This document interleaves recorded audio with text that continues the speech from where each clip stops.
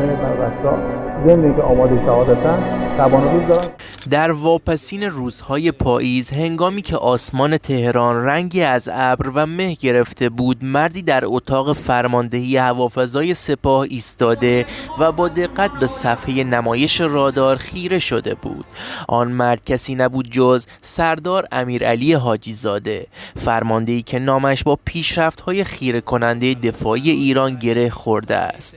مردی که در سکوت و با فداکاری ستون فقرات پدافند هوایی جمهوری اسلامی ایران را دگرگون کرد.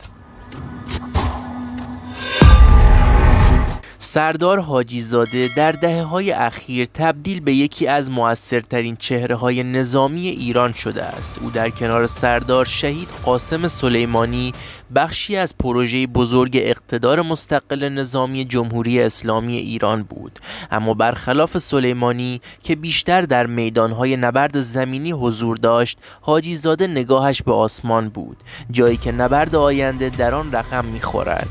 در سال 1388 با تشکیل رسمی نیروی هوافضای سپاه، سردار حاجی زاده به عنوان فرمانده این نیرو منصوب شد. او در همان آغاز کار خود بر روی 3 محور کلیدی تمرکز کرد: ساخت موشک‌های بالستیک پیشرفته، توسعه سامانه‌های پدافندی بومی و ایجاد قدرت بازدارندگی از طریق فناوری‌های نوین هوافضا. در سالهای ابتدایی دهه 90 سردار حاجی زاده تیمی از نخبگان دانشگاهی و مهندسان جوان را گرد هم آورد و طراحی مربوط به سپهر را آغاز کرد. پروژه‌ای که هدفش طراحی یک شبکه یکپارچه پدافندی با قابلیت شناسایی اهداف تا شعاع 400 کیلومتر بود. شاید یکی از نقاط عطف فعالیت حاجی زاده عملیات بی سابقه شکار پهپاد آمریکایی RQ-170 در آذر 1390 بود. این پهپاد پیشرفته که از نوع پنهانکار و با هزینه بالغ بر 225 میلیون دلار توسط ارتش آمریکا ساخته شده بود. در شرق ایران توسط سیستم‌های جنگ الکترونیکی ایران به زمین نشانده شد. او در یک کنفرانس مطبوعاتی اعلام کرد: ما آن را نزده ایم، نشاندیمش، و این جمله به یکی از ماندگارترین لحظات تاریخ معاصر نظامی ایران تبدیل شد. حاجی زاده بعدها فاش کرد که این عملیات از طریق نفوذ به سیگنال‌های کنترل ماهواره‌ای پهپاد انجام شد. تیم متخصصین سایبری نیروی هوافضای سپاه با الگوبرداری معکوس از فرکانس‌های GPS پهپاد را فریب دادند تا تصور کند به پایگاهش باز می‌گردد، در حالی که وارد خاک ایران شده بود. در خرداد 1398 بار دیگر جهان نام حاجی زاده را شنید وقتی که سامانه بومی پدافند 3 خرداد توانست پیشرفته ترین پهپاد جاسوسی ارتش آمریکا با نام گلوبال هاوک را در ارتفاع 60,000 پایی هدف قرار دهد. این پهپاد به ارزش 220 میلیون دلار از آسمان آبهای هرمزگان به زمین سقوط کرد، صحنه‌ای که لرزه بر اندام پنتاگون انداخت.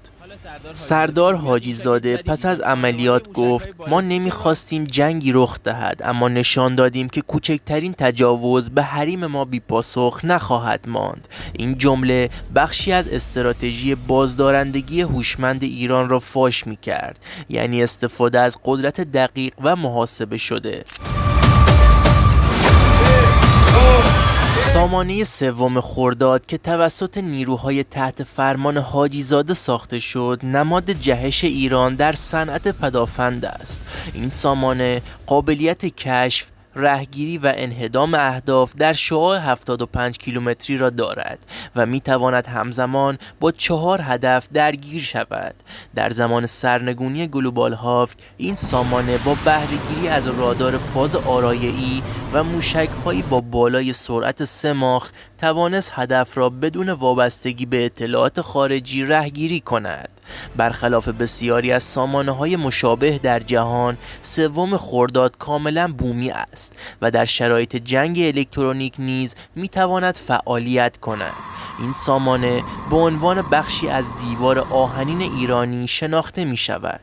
حاجیزاده باور داشت که دفاع فقط در رادار و موشک خلاصه نمی شود. او پروژه‌ای با عنوان چشم عقاب را راه اندازی کرد که هدف آن توسعه ماهواره‌های کوچک نظامی و قابلیت تصویربرداری از مواضع دشمن بود.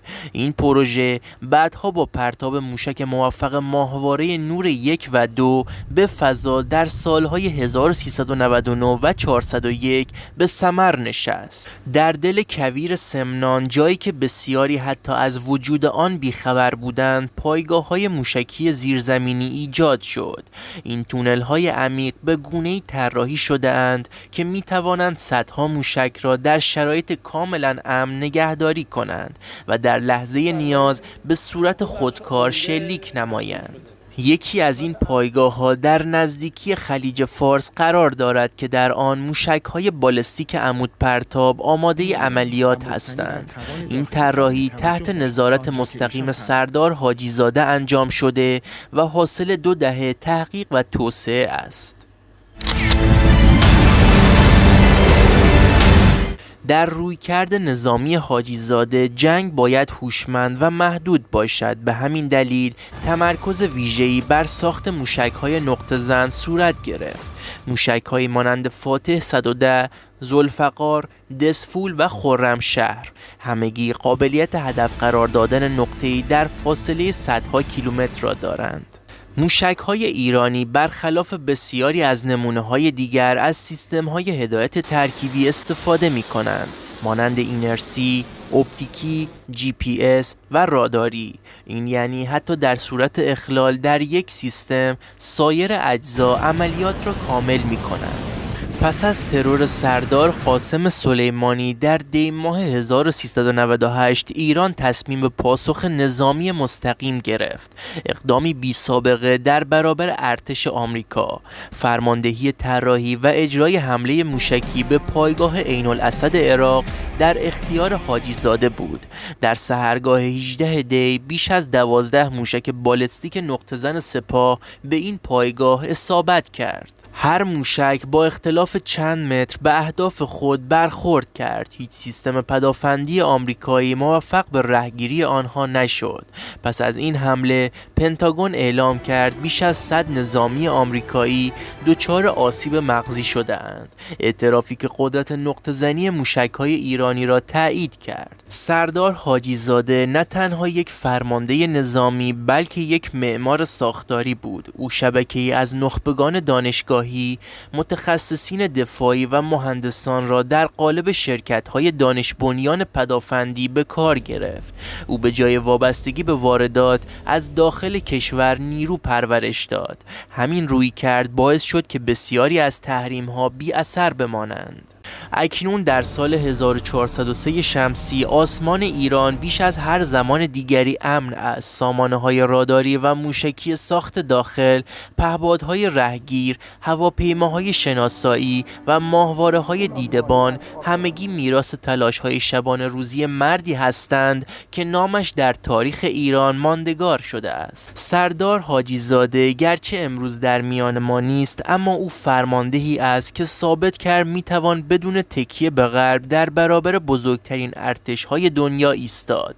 مردی که پدافند را از سطح زمین به اوج آسمان و حتی مدار زمین برد. عملیات فرضی دشمن خودمون. اگر به هر نوع ویدیوهای دانستنی نظامی علاقه‌مند هستید، توی کامنت ها بنویسید تا براتون منتشر کنیم. با تشکر از همراهی شما.